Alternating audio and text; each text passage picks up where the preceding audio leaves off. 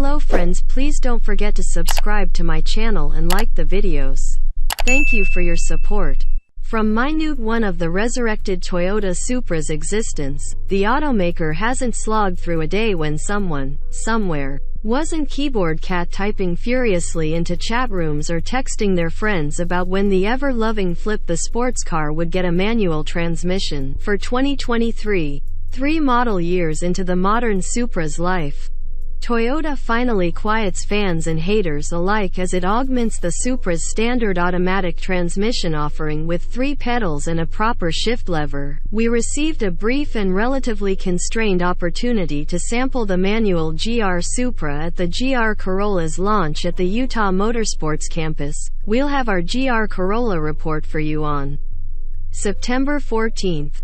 Here are our thoughts. Sports cars, at least traditionally, are generally expected to be sold with manual transmissions, an expectation that is less flexible, it seems, the more attached fans are to a given nameplate or the farther back its lineage goes. Think of the Mazda MX-5 Miata or Porsche 911 as 2 prime examples. You can count the Supra among this group too.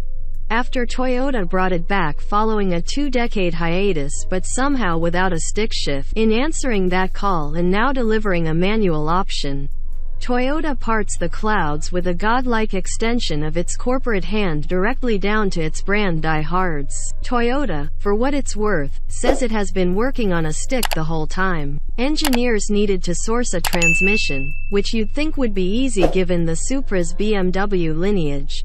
The same chassis underpins the BMW Z4 Roadster, but nay. In the end, Toyota settled on a ZF-supplied housing but stuffed it with bespoke internals and gearing.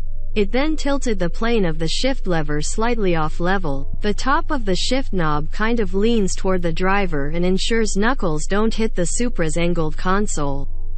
The result is a unique to the Supra transmission, along with its own clutch and flywheel, calibration for the traction and stability controls, and a shorter final drive ratio. Toyota spent the past few years widening the power gap between the entry-level GR Supra 2.0's 255 HP turbo i4 and the now 382 HP turbo i6 installed in Supra 3.0 variants, which are the only versions that get the stick.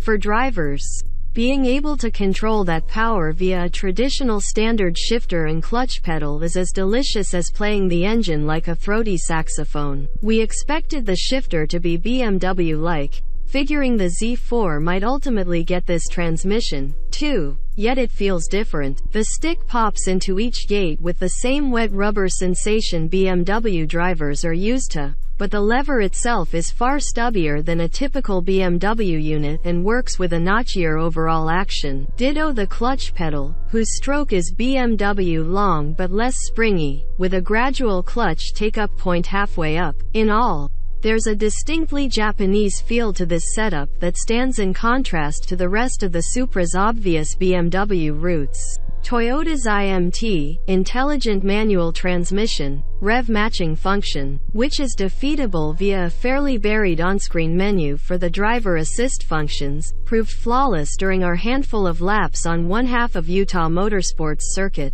Should you decide to forego the rev match function's auto-blipping of the throttle to smooth downshifts and practice your footwork, the pedal box places the brake pedal right up next to the floor-hinged gas pedal for easy heel-toe action. Engineers also worked to ensure torque bumps during shifts.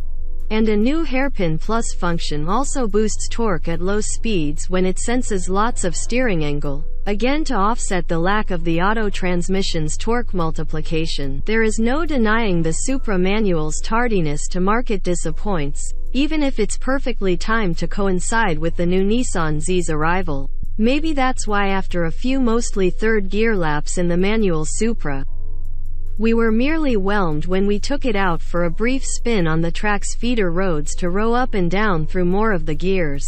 There are no bad behaviors here, but the satisfaction of finally having the Supra's manual available feels hollow. Like when your significant other caves and belatedly does something you asked them to do. We probably just need more time driving a stick-equipped version before we forget about the long wait. Our only other complaints? By hitching the manual exclusively to the GR Supra 3.0, Toyota has by default made it a pricey proposition. A GR Supra 3.0 starts at $53,595, whereas a premium trim example runs $56,745 and the new A91 Special Edition costs $59,440.